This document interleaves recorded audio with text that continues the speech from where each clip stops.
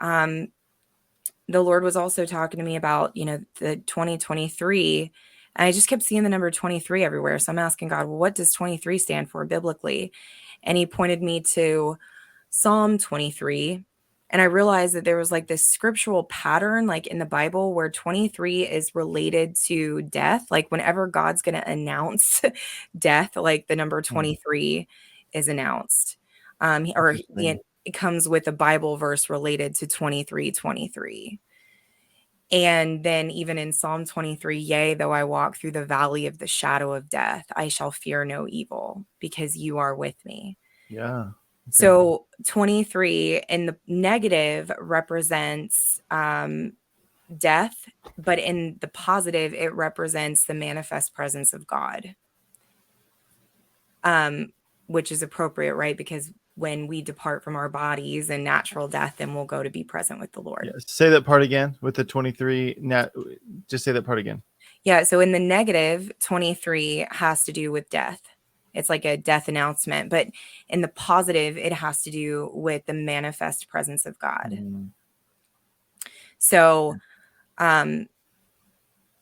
yeah, which makes sense because when we depart, we'll be present with the Lord, right? And so I felt like that meant a couple of things, that like in 2023, we're going to see,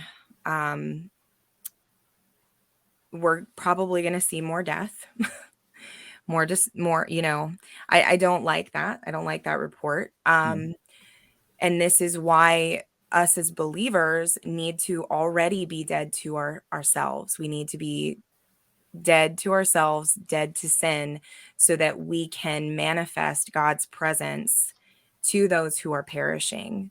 Right? Oh my gosh. And it's even 23 minutes into the video right now. That's crazy. Whoa. Okay. So fear of God just came on me there. And we also, I feel like it's going to be a Psalm 23 year where, he is going to be our shepherd. Jesus is our shepherd. He's our good shepherd. He's going to lead us into paths of righteousness. I believe this is going to be a year where the ancient pathways of holiness and righteousness are going to be discovered, and we need to walk in them. He is the way, he is the truth, he is the life, and it's the narrow way. And so I feel like for those of us in the church, like there is going to be great joy and celebration in his manifest presence.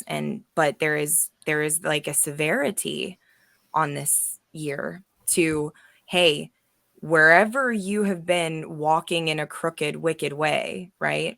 Wherever you have been in agreement with like perversion, but the word perversion means to be twisted or winding. You need to get right with God, and you need to get on the straight and narrow, because that is the only way. Like there's not, yes, there's going to be grace, but if you want to know that you're covered by the blood, you need to stay within the boundaries of the bloodline. Do you get what I'm saying? Yeah, absolutely.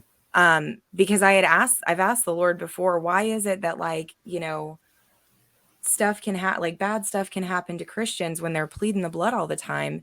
And he said, well, honey, if their lives aren't, if I'm not Lord of their lives in these different areas, then they're outside of my blood covering. And that's why holiness and righteousness is so important. So we need to get rid of the sins, the toxins,